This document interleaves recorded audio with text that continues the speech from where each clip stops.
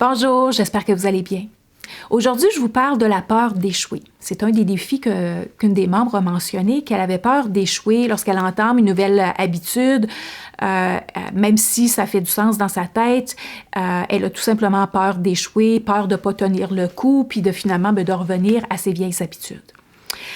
Une des choses que j'ai appris de mon mentor Tony Robbins, c'est qu'il n'y en a pas d'échec, il y a seulement des résultats.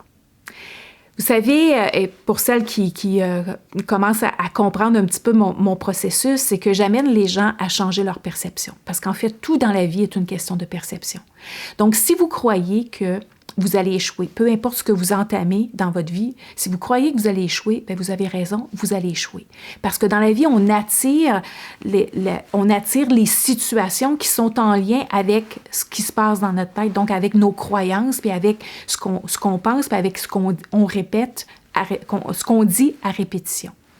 Maintenant, si vous changez votre perception et vous vous dites que c'est possible que dans le passé, j'ai perçu mon processus ou j'ai perçu mon cheminement comme un échec. Mais dans le fond, c'était un résultat. Un résultat, ça veut dire qu'il y a quelque chose qui est arrivé. J'ai peut-être pas atteint le chiffre sur la balance que je voulais.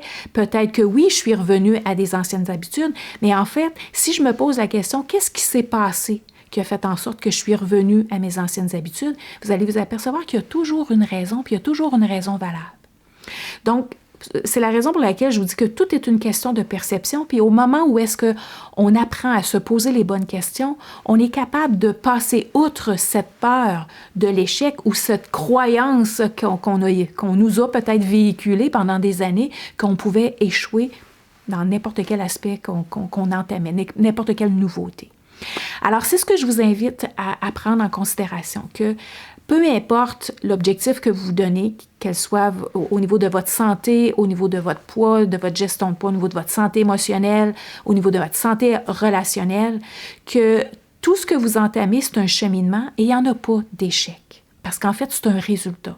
Peut-être que le résultat, il n'est pas à la hauteur de vos attentes. Mais en fait, encore une fois, peut-être que vos attentes sont trop élevées ou pas réaliste, peut-être que vous n'êtes pas assez donné de temps et peut-être que vous avez tout simplement besoin d'accepter que ça va prendre le temps que ça prendra pour que j'y arrive à mon objectif. Alors, c'est plutôt la persistance et la constance qui va vous amener à faire un pas à la fois, à continuer vos pas.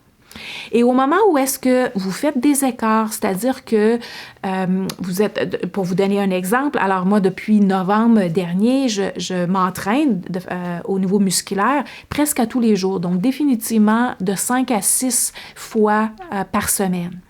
Maintenant, depuis quelques semaines, il y a des choses qui se passent dans ma vie qui font en sorte que je ne me suis pas entraînée 6 fois durant la semaine. Alors, je pourrais très bien dire, c'est un échec, puis là, je suis en train de retourner dans mes vieilles habitudes, ou je pourrais tout simplement prendre conscience qu'il est arrivé des choses et j'accepte que ces choses-là ont fait en sorte que j'ai dû mettre de côté pour un certain temps, mais ça ne veut pas dire que ça va être pour tout le temps. Je suis consciente que j'ai choisi de mettre de côté mon entraînement musculaire. J'ai fait d'autres choses, j'ai bougé d'autres façons, mais la routine que je m'étais développée, je l'ai mis de côté, j'ai choisi de la mettre de côté pour un certain temps, pas pour vitam aeternam, pour un certain temps, juste pour passer à travers les expériences que j'ai à passer dans les prochaines semaines. Mais en fait, c'est votre prise de conscience que c'est pas un échec.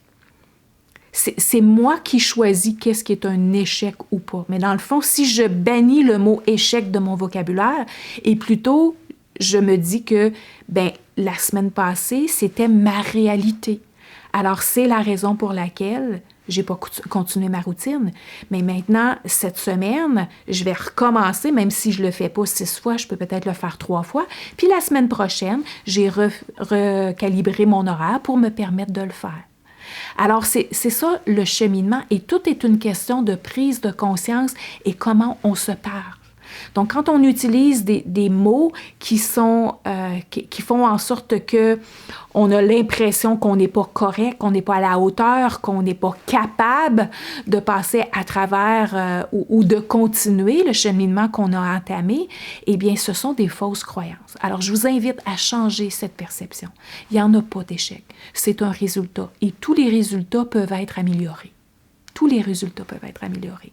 Pensez à l'école, pensez aux notes à l'école, pensez à n'importe quel, pensez à l'aspect professionnel, quand vous commencez quelque chose, puis au début, ben, les résultats que vous avez dans votre travail, par exemple, ben, sont peut-être pas à la hauteur de vos attentes. C'est normal, vous commencez, vous apprenez, mais au fil des années, vous avez pris de l'expérience, vous avez pris de l'assurance, et puis les résultats se sont améliorés. Alors, il n'y en a pas d'échec. Okay? Alors, c'est une nouvelle perception que je vous invite à passer à l'action. Puis quand il n'y a pas d'échec, bien, on se sent beaucoup mieux. On a beaucoup plus d'acceptation par rapport à soi. Et encore une fois, c'est la constance et la persistance. Et ce sont des mots que je me répète constamment. Alors, quand je reprends ma routine, ça me prend un petit peu plus d'effort. Alors, je dois activer pas ma confiance, je dois activer ma motivation. Alors, pour activer ma motivation interne, je me retourne vers mes pourquoi. Pourquoi j'ai choisi de faire ça et de le faire de cette façon-là. Alors, j'active ma motivation. Puis après ça, je me répète les mots persistance, constance, tout simplement. Et c'est ça qui me donne ma motivation de continuer mon cheminement, tout simplement. Alors, voilà. J'aimerais bien entendre vos commentaires et j'espère que ça vous aide. À la prochaine.